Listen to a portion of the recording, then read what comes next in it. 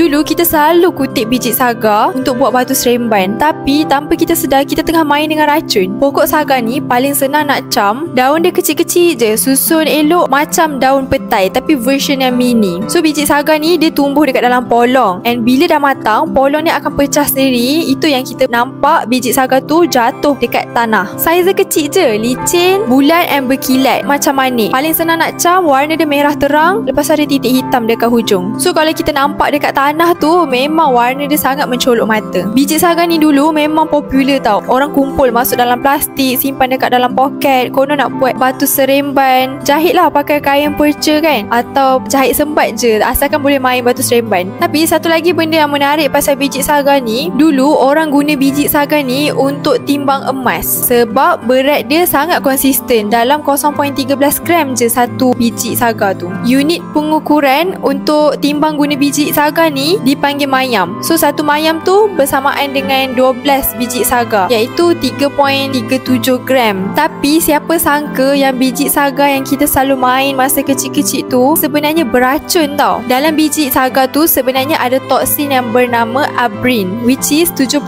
kali ganda lagi beracun daripada racun ricin. So kalau biji tu pecah and racun tu masuk dekat dalam badan kita, memang boleh menyebabkan kematian. Zaman dulu orang suka guna biji saga ni untuk buat barang perhiasan macam gelang, rantai. Tapi pernah ada kes tau, seorang pekerja yang buat barang perhiasan tu mati sebab jari dia terluka masa nak cocok biji saga tu untuk dijadikan manik. Lepas tu end up racun tu dah masuk dekat dalam badan dia melalui luka tu, and then dia mati. Tapi yang paling best, masa Malaysia keluarkan kereta nasional yang pertama, nama kereta tu adalah Proton Saga. Dia ambil sempena nama biji saga ni sebab time tu memang biji saga tu dekat dengan hati rakyat Malaysia. Tapi kan pokok saga ni sekarang dah susah dah nak jumpa. Dekat tempat korang ada lagi tak? Cuba bagi tahu dekat komen. Korang kalau nak lagi banyak info menarik macam ni, boleh dapatkan buku siri 100 Fakta dekat beg kuning atau beli dekat showcase kami.